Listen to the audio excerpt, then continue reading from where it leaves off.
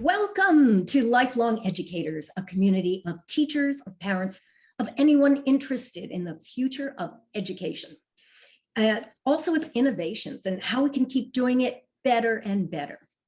I'm Jackie Gusta, Associate Professor at Western Connecticut State University, and I'm joined today by my co-host, Dotan Tamir, CEO of Click2, an online enrichment program. Hey, Dotan.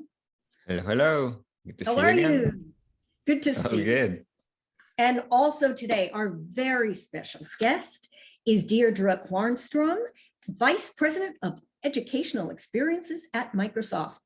And Deirdre, by the way, brought Minecraft, an online game you might have heard of, to mainstream education, which reaches millions of students and educators around the world. Hey, how are you, Deirdre? Good. Thanks so much for having me today. Hey, thanks for coming on. So first of all, if you could explain what Minecraft is to those in the audience who might not know, and those of you in the audience, if you have any questions, comments for Deirdre today, please put it in the chat box because this is your chance to talk to her directly today. So if you could tell us a little bit about how you changed the world, Deirdre. Well, I'll start with a short description of Minecraft, which is hard because it's so many things to so many different people. So at its core, it's a video game. You can play it on almost any screen. At the very simplest form, it's a game about placing blocks and breaking blocks. So the mining and crafting, but really those blocks become the building blocks for anything. So some people will play in survival mode where they're moving around a world and they're surviving against obstacles and creatures that come out at night. They do things like build a house to protect themselves. They can plant a farm.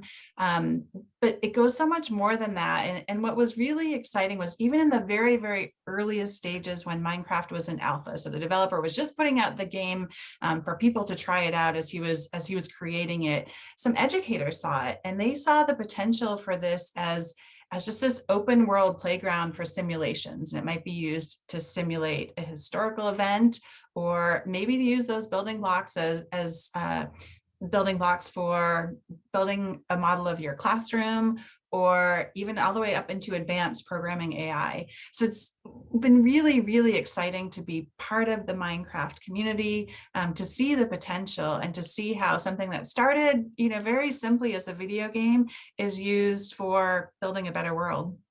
Wow. So did they come to you or did you go to them? Really so much with Minecraft comes directly from the gaming community. So from the people who are creating the game and the people who are playing the game. In terms of how Minecraft started in education, it started from educators who saw the potential and started bringing it into their classrooms in a very small scale. There were a couple of educators, one based in New York and another one in Finland, who wanted to do more to customize the experience for classroom learning. And so they formed a company called Teacher Gaming and worked with Mojang, the creators of Minecraft, to license it to schools. It was, as you can imagine, a couple educators coming together, very, had a lot of empathy for the student and the educator experience, but a pretty small operation. So when Microsoft acquired Mojang 7 years ago, we really wanted to make that available to everyone.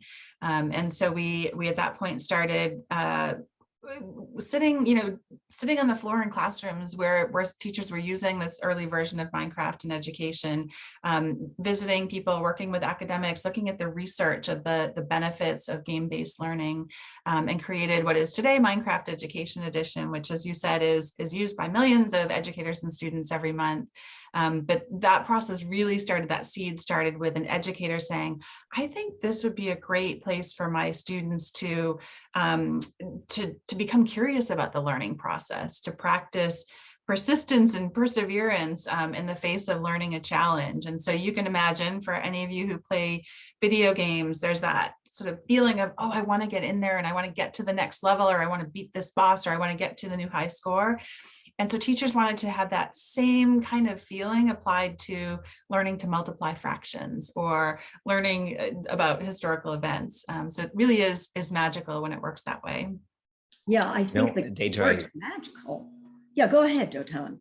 Sorry, Deirdre. So I before starting Click2 last year, I owned a camp company that's all around STEM education, and I think I'm not sure exactly about the timeline, but probably around 10 years ago, when Minecraft started to become a hype everywhere in the world.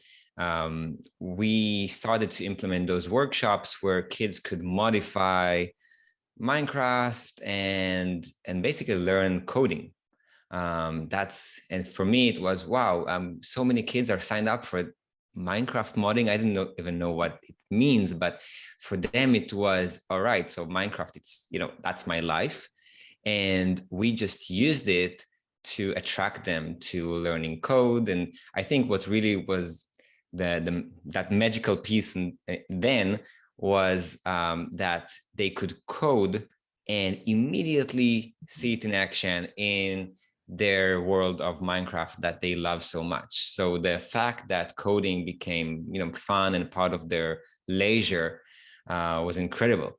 And now you're saying that Minecraft can be how they learn history or almost anything, right? Do you have any like weird or surreal story of something that kids learned through Minecraft from what you know? Yeah, I mean, I'll say every day I'm still amazed at things that kids are learning. Very early, we had a teacher say, my second graders come in and they know what obsidian is. And she didn't really know where that came from. It was, it's something a little bit obscure for second graders to come in knowing about. But in Minecraft, for those of you to play, if you pour lava on a water block, a water source block, it turns into obsidian. And in Minecraft, obsidian has some of the same properties as obsidian in the physical world. And so it's not perfect. It's not like what they would learn in school specifically, but coming in with that base level of knowledge of number one, the consequences of the interactions of two elements in the physical world, the properties of those elements, and knowing that obsidian is a very hard substance. It's used to build portals in Minecraft. So there's absolutely this fantasy element, but based in reality. One of the early examples I saw working with educators, we were doing a design thinking workshop and trying to understand what kind of lessons could be best taught in Minecraft, what kind of activities would be most useful for both the learners and the educators. And this one teacher came up with an example of having the students calculate gravity by doing an experiment both in Minecraft and in their classroom. And so he was thinking about, okay, well, I'll have the students design the experiment. And he said the experience for a student of popping open the inventory of Minecraft and seeing all these digital items at their disposal and being able to choose, okay, I'm going to choose a feather and I'm going to drop a feather from a certain height in Minecraft, and I'm going to get a feather and drop a feather in the classroom and measure that, which is, just a great in terms of the scientific method and the approach, but also then extending that to, okay, well, there's a game designer who made Minecraft and they had to make certain assumptions and certain decisions about how objects would fall. Now, if you played Minecraft, if you chop down a tree, there are blocks of leaves that actually stay in the sky. So that doesn't behave the same way as it does in our physical world, but other items do fall. And so it creates a really interesting extension from what could be a mathematical equation to thinking about more deeply about game designer and potential career path and how you might apply what you're learning in school that maybe doesn't seem so fun to a career that might be really interesting. So that journey from something I enjoy, maybe it starts out with watching Minecraft videos and moves into playing Minecraft, and then wanting to customize, like you experienced with your camp, wanting to customize or mod Minecraft, provides that motivation to keep going and learning and go into coding and develop technical skills. And like you said, what we see with coding in Minecraft is that immediate payoff, that immediate feedback, and a sort of a natural inclination to go in and debug and iterate and improve on what they've developed. And then the opportunity to share that with friends and have friends play in this very familiar Minecraft environment just provides a really great learning cycle and motivation. Ooh. And I've got to tell you this, Deirdre. I was shocked the other day. A friend of mine posted on Facebook that he was playing Minecraft with his son, and his son's in diapers. Oh, wow. Yeah. So it's for all ages, is it not? It really is. It's so accessible to get started. And that's something, again, the last several years working with Minecraft in education, we recognized that the community of educators was maybe not familiar with video games. Not to stereotype, not everyone, there are certainly gamers among our teacher population, but in general, the idea of bringing a video game, something that's unfamiliar, into a classroom environment can be intimidating. And so we really looked at what's sort of like the base level of knowledge that someone would need to have in order to facilitate a Minecraft lesson.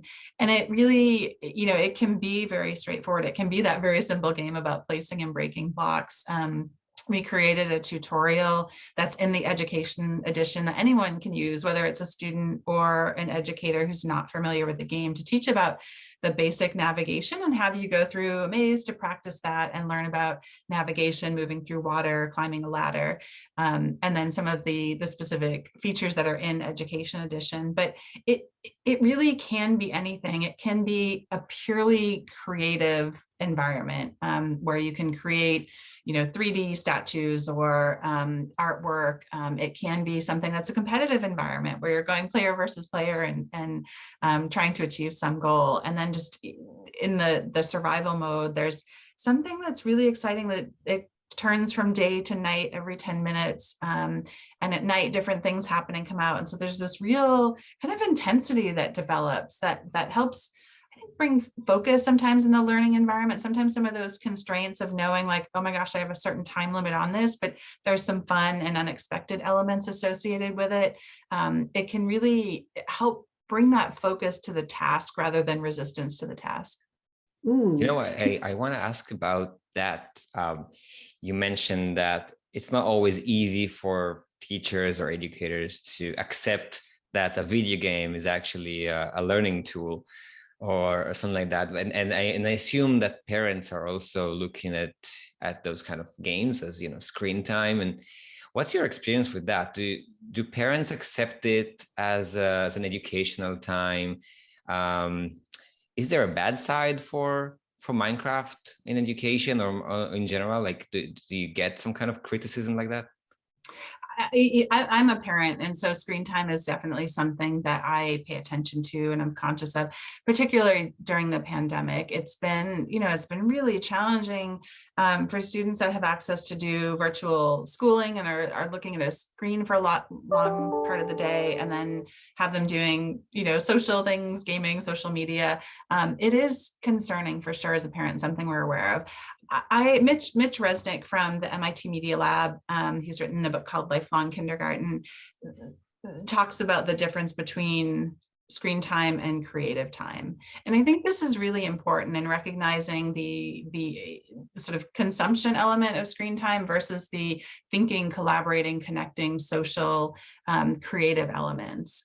Something that we heard from parents and from schools is during the pandemic, there was particularly early on. So if you think back to March, April, May of 2020, there was this immediate schools closed, students were home, parents were home where they, could be trying to figure out, but a real feeling of uncertainty and fear and isolation. And so Minecraft, because it is a video game and, so many video games are created to have multiplayer experiences and the ability, like we're doing right now over this podcast, to connect virtually, being able to connect virtually in a Minecraft environment where there might be also some learning objectives, really provided that social element, that ability to collaborate, even when people were isolated in their homes and not going to school. Something else that we saw, which was just really kind of amazing and has a bit of a nostalgia element to it, is students who were in university, particularly at the end of university, were the first generation really to fully grow up with Minecraft and have Minecraft part of their entire childhood. And a phenomenon that we saw in spring of 2020 was as university students were maybe being sent home or not going to classes, was they started creating university campuses or started building on existing university campuses and connecting there. There were a couple of universities that held commencement ceremonies in a virtual Minecraft world. UC Berkeley did that, and it was really heartwarming to see students, but at a moment where they were isolated, coming back to something that was from their childhood and making those connections. Yeah. And I want to say we have a community out here on our Facebook Live. We've got Victoria, Susan, Miriam. Hey guys, put your questions, put your comments for Deirdre in the chat, please. Pick her brain. Here's your opportunity. I'd love to know why you're interested in this. Where do you come from? What's your education experience? Maybe you have a new business that you're trying to develop. Maybe you could be the next Minecraft. Deirdre's here for you. So can't wait to hear from our audience. And so Deirdre, I wanted to come back to this idea that you just mentioned, which is collaboration. I wish we had at Western Connecticut State University some of our programs in a collaborative environment. We kind of, but don't, because it's not been, as Dotan just mentioned, not been embraced by the community at large.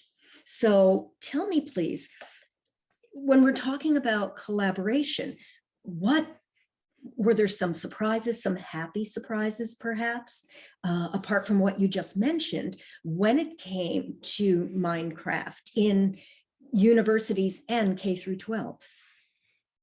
Yeah, for sure. So often the pattern that we would see, and this kind of goes back to the earlier question about like, how does an educator get started? Or for someone who's not sure about it or kind of not convinced about the opportunity that's there, we would often see one educator who was maybe they were a gamer, maybe they were experienced, maybe they had seen Minecraft or experienced it at a conference, or they've got kids in their own home who are playing and they see the potential. We'd often see that one educator come in and bring it in. And then there's sort of this effect of the kids in that class maybe staying a little bit longer. Maybe the bell goes off and they're a little bit reluctant to leave, or they're maybe noisier, but in a really good way. And you sort of get that effect of other educators coming and looking, so what's going on in there, and starting to get a little bit more comfortable in picking that up and trying it. Often the first lesson is for a specific subject area. So one thing an educator, Bron Stuckey in Australia, a researcher, recommends is take that lesson that it's not your favorite. It's always a struggle. The students are always resistant. Whatever that lesson is, take that one and think about what a Minecraft adaptation of that might be. So again, if we look at, introducing the concept of ratios, maybe that's just something that is just never going well, but bringing the students into a Minecraft world and using Minecraft blocks of different colors to show ratio and proportion and move into fractions can introduce an unexpected element that might bring something new to that lesson. So we often see something like that, a specific topic or subject or lesson, as what brings Minecraft into the classroom for the first time. But what we've heard from educators over and over is that the benefits that they see in using Minecraft for teaching and learning extend far beyond that. And it is things like collaboration skills, communication, planning, listening skills. It can be such an effective tool for reaching learners who just don't do great in the traditional learning environment. So in a classroom setting with 25 or 30 other students, maybe that's not where they're most comfortable speaking out or participating, but the Minecraft environment can really be empowering. And I remember one example, we were very early, there was an elementary school in Round Rock, Texas that was using Minecraft. And so we're all excited and we went there and they were in the library. It was a third grade class and the students were learning to write a story and learning about elements of story, and they had created a setting. And so this day they were coming into the computer lab to create the setting for their story in Minecraft. And they started out with a setup, some rules of engagement, like we don't use potions, we're not going to use lava, and the students went through and listed out what their rules of engagement were for that day in the computer lab in Minecraft. And I was just observing, and I noticed there was one girl who's sort of sitting kind of in the back of the circle and not participating. Well, I happened to pass by, and when she was in the Minecraft world, she was on that chat. So in Minecraft, there's a chat, you can speak to all the other players in the game. And she was directing and coaching and redirecting, and they had decided where they were going to build their town, and someone started off in the wrong place, and she was redirecting them to come back and join the other students. And so to see those leadership skills show up in that way in the virtual environment where, she just hadn't participated earlier in the class when they were, sitting together live, it starts to provide some insight into the voices that are there that we're not necessarily hearing, leadership skills, providing opportunities and something like that. Even a very simple activity of asking students to build their classroom in Minecraft, it can be a great early in the school year activity. They're doing measurement, estimation, planning, breaking up different jobs. And so for someone who is more creative, they might be choosing the different materials they use to represent the desks or the chairs or the flooring or the walls. And so it just provides these opportunities really to help encourage participation and build confidence among the students. That's fascinating, because as you were speaking, I automatically thought of a student I currently have who could benefit from that. But what I want to do is bring in Susan Fenley, who is watching on Facebook right now. And she says to Deirdre from Microsoft, where can I find a video game developer? Not sure where to look. Oh my and she gosh. continues, and she explained that we want to develop one of our educational programs into a video game and have wanted to do this for a while. It's inspiring to hear that this is being done with Minecraft and it works. So there's an amazing community on Twitter, and I'm sure on Facebook too. Using Minecraft EDU as a hashtag, that will connect you into this great community of educators and amazing creators who over the years have built these just incredible Minecraft builds. And it's everything from worlds looking at equity and social justice and climate and refugee crisis to more traditional subjects. But I would suggest starting there on the Minecraft EDU community. The Minecraft education channel is Playcraft Learn, at Playcraft Learn. So those would be two places to start, but definitely suggest connecting in with that community. They are so incredibly creative and so generous with their time and always wanting to help. Wow, I'm sure that helped. Thank you so much, Deirdre. Miriam Epstein, who is the director of Calpache, that's your company. I hope I'm pronouncing it correctly. She says, we are educators of Spanish as a second language and create online lessons with a focus on speaking practice through games. I'm very interested in the topic for this reason and how we might get started incorporating new games and ideas into our program. We love making our learning environment fun and exciting for our students. And that's Miriam. That's amazing, Miriam. I love that. And there are some great examples of language learning in Minecraft as well. And again, some of it is, there's research that shows just in general, having an avatar represent you can help reduce stigma or fear of failure in the learning process, right? So learning is all about trying and not getting it and learning. And so having an avatar really can help build confidence and reduce that stigma, encourage some risk-taking in the learning process. And so for language learning, I remember when I was in middle school studying French and barely mumbling out, because I was so embarrassed about learning and not knowing the language, having a virtual environment can be just fantastic. There's, I'm trying, again, like the Twitter community is incredible for connecting with other educators. Another place to start specifically for Minecraft worlds and lessons that have already been created by educators, there's a lesson library, either in the Minecraft Education Edition game. If you're already there, you can go into the library or on their website, education.minecraft.net. There is a lesson library with hundreds of lessons. I know that there are some Spanish language learning lessons in there already. Often they come with worlds, so it's just a matter of downloading that and then using that in the education edition. They're almost all of them have been created by educators, reviewed by US nationally board certified educators, and include learning objectives and assessments and tools and lesson guides. So there should be a bunch of resources. And then I would also encourage you to contribute what you create back to that community so others can use that or build on that as well. Ooh. So Miriam says, thank you, with 3 exclamation points. And we have the link shared on the chat, so everybody can go to educationminecraft.net. I actually had a follow-up question on something that we spoke before answering the questions. So going back a little bit in the discussion, because you spoke about that example of that girl that used the chat, and it shows how, you know, she can practice leadership skills. And you know, that's fascinating to see how kids they feel so natural in those virtual environments, or in general, so natural, you know, meeting others and meeting friends over the internet. Mm-hmm. We were not born in, I mean, we're all pretty young, but we still, I think the kids today, for them, they were born to this era.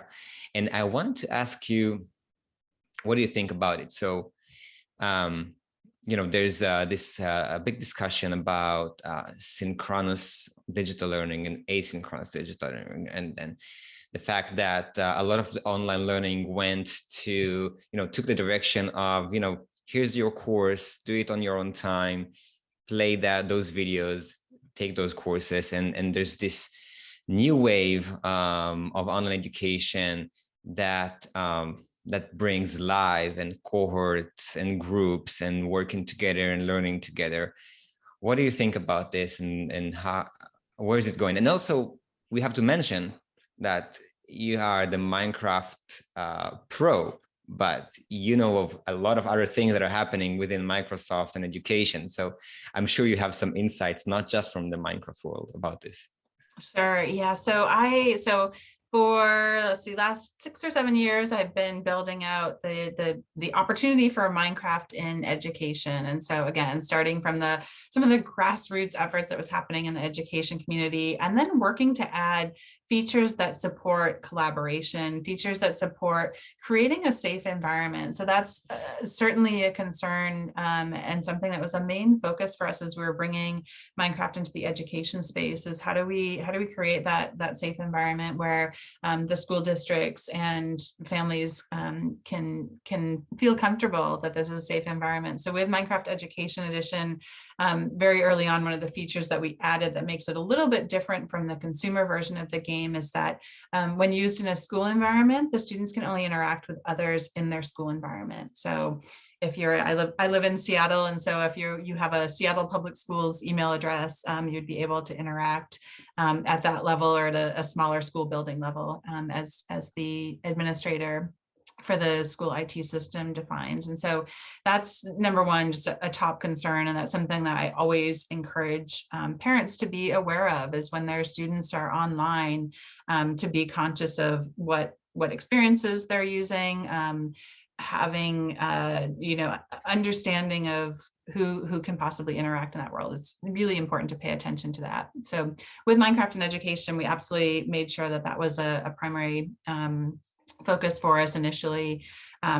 Otherwise, the game is very similar to the consumer game. So we've added some of these layers for student login using their school address, creating the opportunity to interact with others in their classroom, because that multiplayer, as we call it in the gaming world, or cohort-based learning, is so valuable. Again, the opportunity for students to sort of play different roles of, a bit more of a creator, or someone who's out there, placing the blocks and doing more of the construction, and the interactions and the planning that requires, and the kind of real world skills, I'll say, of things that we do every day in traditional work environments, of, building a plan, working it out, realizing that we're going to run into some roadblocks. In the case of Minecraft, it may be that a creeper destroys your building. Hopefully that's not happening in your work environment, but really using that as an environment to model some of those skills, 21st century skills that we want to see developed. So earlier this year, I moved from the game-based learning world and working on Minecraft into some of the more traditional teaching and learning tools that Microsoft has to offer. So things like Teams for Education and some of the services that we introduced during the pandemic. There's a feature where a teacher can assign work directly in Teams for Education, and a student can turn that in. A teacher can return that for revisions, have it graded. We have a feature for group assignments, again, recognizing that even in a virtual environment, we want to create that group learning benefits that can happen. We also have some really amazing tools for accessibility. And so in terms of themes and trends in education, one of the silver linings from the pandemic for me has been this renewed conversation around equity in education. And that's everything from affordable devices and connectivity to having like truly accessible features. So for foreign language learners, for people with learning disabilities. I have a daughter who has dyslexia, and for her, a lot of this assistive technology is so valuable. You know, I think about some of the mini battles that we had about homework early on before she was diagnosed with dyslexia, before we really started sort of looking into how can we best support her. And now, you know, there may be an evening where she has an assignment to do and she's a little bit tired, and I could just imagine what that would be like if she was doing that with paper and pencil. But being able to use dictation in a Microsoft Word document, it allows her to express what she's thinking and get the ideas out without that. What can be really challenging for her is like getting the words out using a pen or pencil on paper. So these technologies are hugely valuable for the learners, again, to in some cases destigmatize, in other cases provide just a tool or an outlet so that they can demonstrate their learning, demonstrate their knowledge, and remove some of the barriers. Just recently, about a month ago, we launched a new tool called Reading Progress. And I'm so excited about this one, partly because of my connection with the dyslexia community, but just in general, there's been some research, small amount of research showing some learning loss through the pandemic, specifically in literacy. And what this Reading Progress tool allows teachers to do is to have their entire class submit a reading assessment at once, and then it uses AI and machine learning to evaluate that. So the students record themselves reading a passage in Microsoft Teams, and then that is immediately evaluated and returned to the educator. So things like if there's a mispronunciation, so if I'm reading my passage and I mispronounce a word, it will flag that word and identify for the teacher maybe that 5 students had trouble with this word. Or if I'm doing corrections, that might be great for my teacher to recognize, hey, Deirdre, I noticed you corrected yourself when you were reading this passage and you came across this word that we had practiced before. So it saves a ton of time. Normally that exercise would be the teacher and the student probably sitting in the hallway doing that and taking attention away from the rest of the class. But with this, the teacher can assign that paragraph and that reading exercise. It can be done synchronously with headphones on in a classroom, or asynchronously, right? So it provides a lot of flexibility. And then the bringing in the data and insights can be so powerful to help, you know, direct to appropriate content and practice exercise for the students. Wow. And of course, you're talking about accessibility, right? Students who need a little extra direction or help on something. My question is, what about those kids that don't have the benefit of being in the United States of America, where we have access to everything in the world? I mean, there is the rest of the world. What is Microsoft doing about that? Yeah, so we're absolutely looking at making the tools and the devices more affordable, more accessible. Reading Progress, you know, is sort of envisioned around language learning, early learners, And what we've seen is that there's so many other applications just in the first month that it's been publicly available. We're seeing it for adult literacy. And again, I think I mentioned stigma earlier, but the stigma of adult literacy can be really challenging to overcome. And so this provides, a more private environment to practice and iterate on that. So seeing how some of these tools can be used and applied globally in different scenarios is fantastic.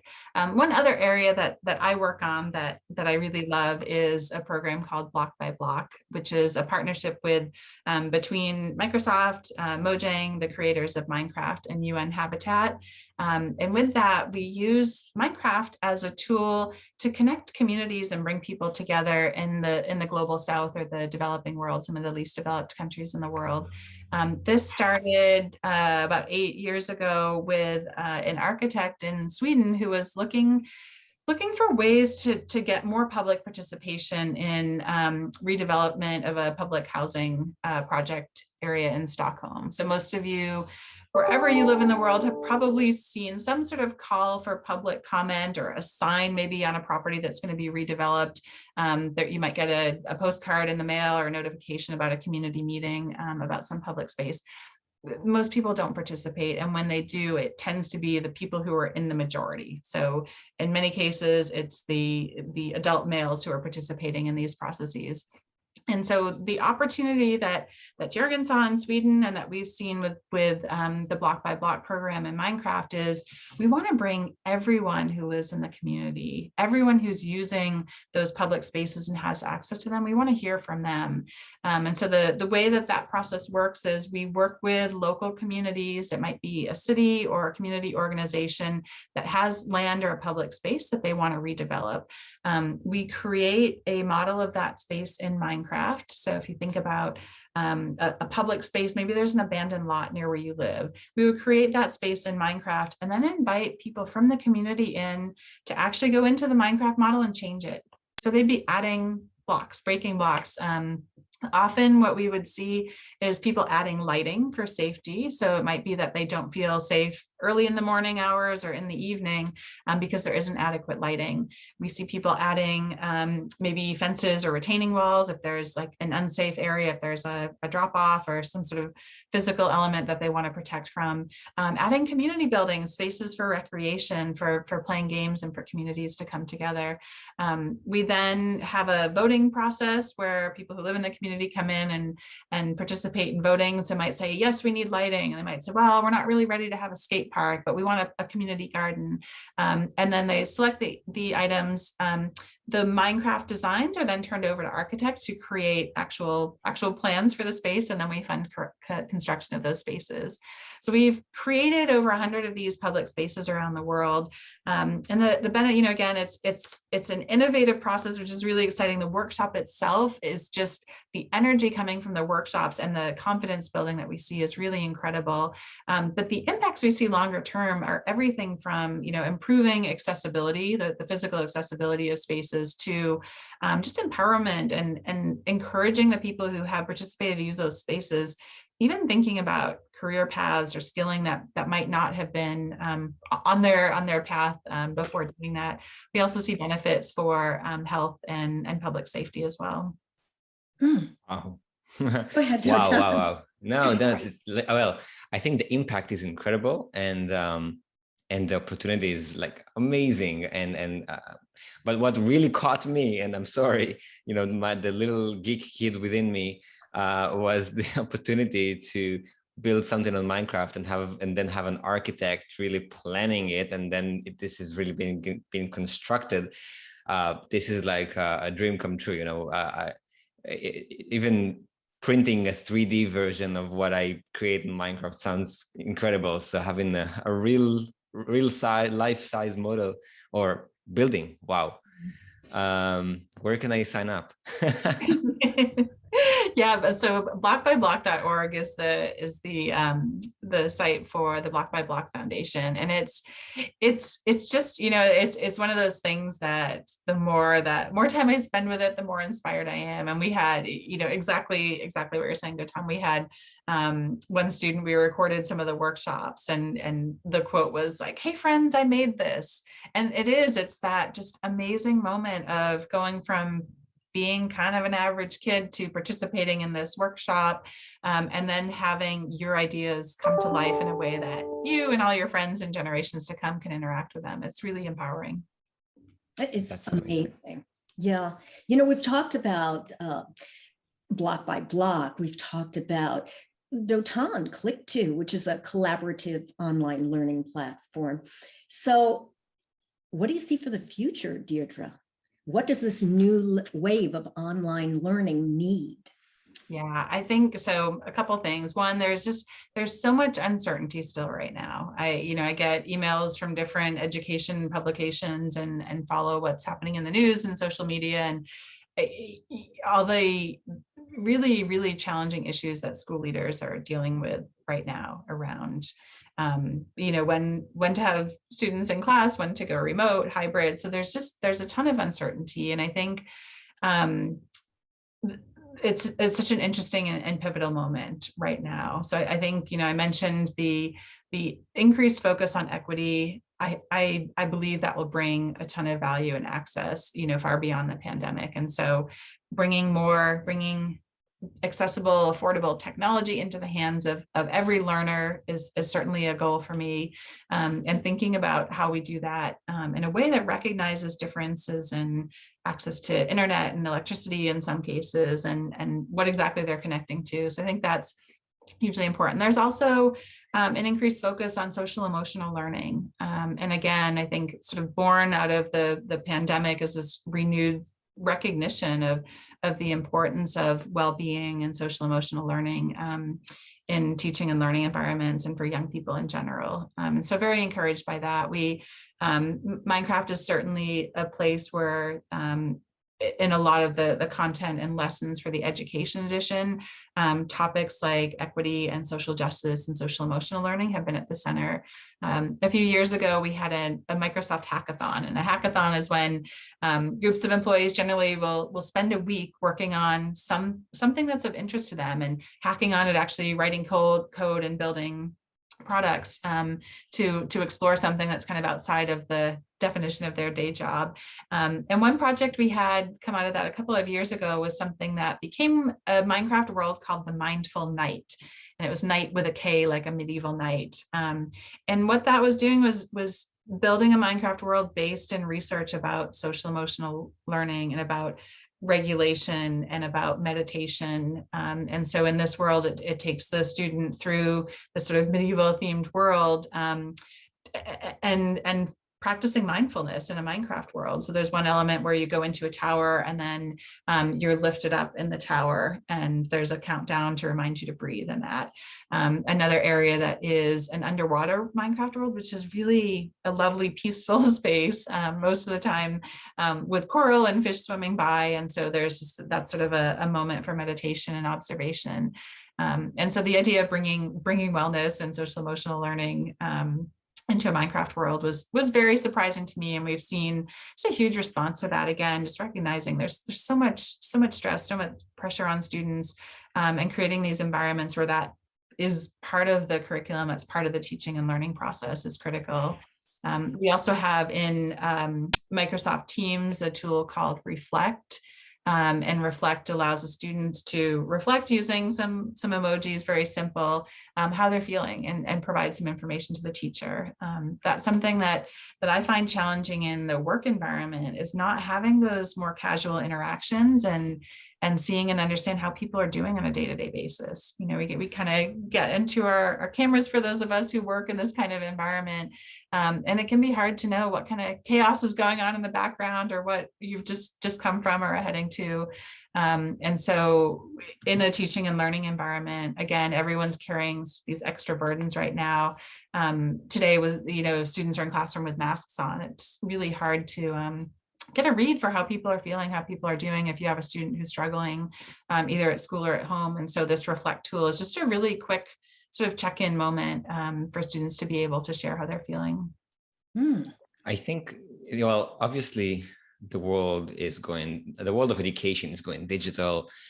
And, sometimes I still speak with people that say, the pandemic is going to get over, or basically we're going to get back to this old kind of world and everything is going to be back to normal. I don't see that happening. I think the world is going more and more digital, and it's for the good. It's for good.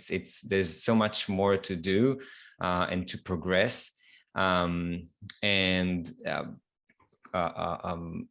like Minecraft and others allow kids to really feel growth and empowerment, even remotely, even when they are in different parts of the world. And we see that happening also at Click2. We see that happening with enrichment after school programs where kids can finally pick a topic that they really, really want to explore that was not available in their school or in their neighborhood. And now they can, find it somewhere because they can join on their computer. So yeah, that's, it's very inspiring to hear what you're saying and what Microsoft is working on. I wonder, what do you think when we think only 2 years into the future, right? Let's not be too futuristic. Will kids go back to school, generally speaking, right? In your world, will kids go back to school every day in person and to their after school and do everything back in person? Or is it like a one-way thing now? So kids will do more and more things remotely and from different places. Yeah, I think even before the pandemic started, we've seen remote teaching and learning and things like tutoring programs, camps, after school programs. There's a company that we work with that does coding in Minecraft called Tinker. It's Tinker with a Y, Tynker. And they recognized a ton, just like you saw with your Canva, like this desire and motivation to mod Minecraft, and took an approach of, okay, this is a great way to introduce coding skills. And so they've, sort of built their business. And that's something that in many cases is more student driven than sort of top-down parent or educator driven. And so I think we've already seen some of that. I did some work with Minecraft in China, and the sort of opportunities for after school learning across any subject imaginable in China. It was just, it was overwhelming. The first time that I visited, we went to a mall in Beijing, and the entire top floor was dedicated to learning. There was a Lego education. We didn't have a Minecraft education, but a Lego education, a lot of English language learning courses and programs, a lot of them based in play-based learning and fun. Again, recognizing this is outside of school and bringing some of that motivation in. So I think there's already, some of that was already happening. I expect we'll see the sort of change to the traditional go to a school building and be in a classroom and sort of different classes. I expect that'll be a slower change, but I do see changes accelerating, number one, in use of technology. So the sort of rapid adoption of using a device and some kind of connection for not just virtual classes, but some of the assistive technology, note taking. Like there's a version of OneNote for schools called OneNote for Education. And that can be hugely valuable for some of the organization that can be really tough in learning, and particularly as you go into sort of secondary school and higher education, the sort of note-taking scenario and using virtual tools that allow things like transcription for someone who's maybe learning in another language, or accessibility issues. So there's been a rapid adoption in technology, and I do hope and expect we will see that continue for just making things easier, more accessible, and adding on some of that assistive technology. Another area I'm really interested in and hopeful about is in the area of assessment. So This can be a really controversial, kind of loaded topic in education. It was something when I first started sort of making the rounds in the ed tech conferences and meeting with some of the researchers who are doing research around game-based learning or play-based learning, was this topic of assessment. And the first question I got was, how are you going to assess this? And so assessing Minecraft is kind of the equivalent of, giving someone a piece of paper and some sort of art material, whatever, like crayons or paint or anything, and then having like a rubric to assess that. You can do anything with Minecraft. And so like immediately I thought, oh my gosh, how are we going to assess this? It's an open world. Students can do anything. We don't know if breaking a block is destructive or if that's actually creating something that's useful. And kind of came around to the idea over time of teachers have ways to assess all sorts of activities that aren't necessarily sort of having a computer spit out a grade or a score in our evaluation. And so we really defaulted to that. We provided some tools. There's a camera in Minecraft Education Edition that student can snap a photo of what they've created and add some context. And so that can then become part of the assessment tool rather than having us define what the rubric is in the assessment. So I'm really interested to see, we saw standardized tests in most places in the world, including college entrance exams. Like there was no way to do that early in the pandemic, and we've seen a lot of institutions not requiring those anymore. So it creates really, really interesting opportunities for bringing in new models of assessment and really thinking about what are the skills that we want to evaluate, what are the skills that are predictive of success in a particular university or major. So I'm very interested in and following what's happening in the assessment space. Again, I think there have been things that have been maybe trends or topics in education, like the idea of flipped classroom. I think that's interesting, and I'm really curious to see if there's sort of research coming out of the pandemic, is that are teachers finding that useful? Are learners finding that useful? What's the impact on learning outcomes? So I think we've had a lot of things piloted out of necessity during the pandemic, and it will be really interesting to follow and study learners and see what's happening. I think sort of 2020 to 2021, probably not predictive of the future, but as we continue and as practitioners adopt things that they have found useful, it will be really interesting to track that.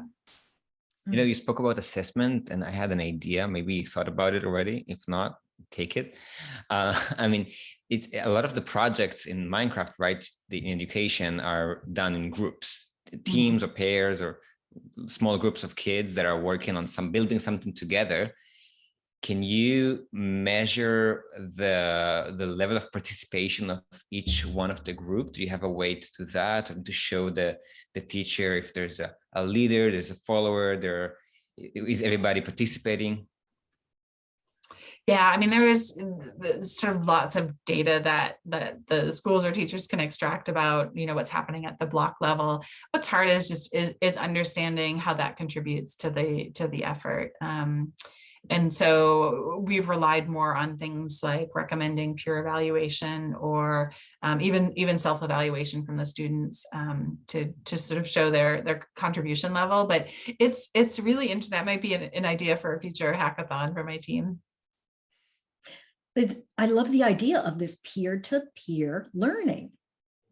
I mean, does that happen in Click too? Well, it happens at many of the programs that run on Click2. It's just, we see, I think especially with kids, they learn together way better than they learn on their own. They motivate each other. They love the community feeling. They love the part that somebody cares for them, that they can ask a question and get an immediate feedback. I think it's very hard for kids to learn in an asynchronous world. It's not impossible, but it's harder. So we just try to create a platform that makes all of this synchronous learning and live courses more fun, engaging, and mostly easier to manage. Because I think this is, you spoke about it, Deirdre, about the fact that management of education can become pretty complex, and it is. So especially where a lot of the people that work in education are not necessarily tech savvy. So they need a very simple way, even in MS Word, in Microsoft Word, right? There are so many features. How many teachers use more than 10% of what MS Word really offers, right? It has to be very, very simple and easy. So that's what we're really trying to make. And I think that's, by the way, that's probably one of the secrets of Minecraft, because it's kids don't need to learn how to use it. They just use it. They're just always learning from it. And to your point, they're learning from each other. I'll see my daughter's doing something new. Where'd you learn that? In office? Oh, my cousin did this, or someone at school showed me this, or YouTube video. And so that it is that continuous learning, but there's this like incentive and this payoff when they learn it, when they learn to do a new, I don't know, how to load a new mod in, or some sort of new behavior that they've added. We're getting to the end of this Facebook Live. So if anybody out there participating in this has one last question, comment for Deirdre, please put it in the chat, because we have 5 minutes. So Deirdre, for me, I'm an educator. I'm in college. Things move rather slowly when it comes to adopting change in those environments. So does Microsoft have any kind of outreach to organizations like mine that might not be welcoming to something new? Yeah, that's such a great question. And I'm remembering back to sort of 6-7 years ago when we were first starting the conversations about, can we really take this video game and bring it into education? And we talked about earlier, kind of expecting some resistance from all levels, except for the students or the learners. In most cases, they're pretty eager to use a video game, whether they were familiar with Minecraft or not coming into class.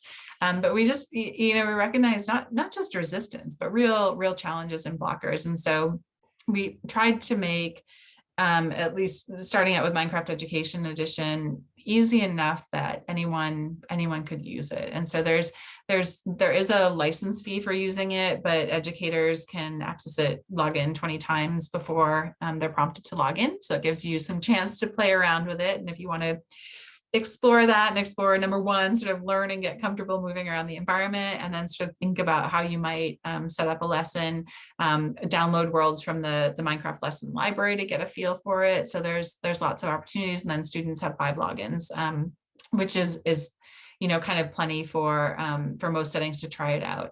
So we've made it, tried to make it very accessible so you can get started. You can kind of, play around with it, kick the tires, see how it might work for you. There's also some amazing educator communities. So I mentioned the Minecraft EDU community on Twitter. For Microsoft Education, we have a community on Microsoft Teams that anyone can join, called Everyday Remote Learning, or Everyday Real Learning. We started out as remote, and then it really became such a powerful space for educators to connect. In some cases, it provided some like, hey, I've run into an issue here, and then having another educator talk about how they solved it. It's different from working with your IT, maybe. You're just like understanding the scenarios more and speaking in a language that's more familiar and comfortable. So there's a great some great communities for educators and for IT administrators to sort of share and learn from each other. I'll share a link to that as well. You can share that with your listeners after the show. So I would, encourage that sort of community connection, piloting, trying things. The other place that we see that's really interesting is the learners coming in and saying, hey, here's a thing that I learned about Minecraft, or I heard Minecraft's used in education. Can we use it in our physics class? And so I think sort of flipping things around from that perspective and learning from the students and leaning on the students. We've seen some really exciting student mentorship programs where the students are the mentors for the educators.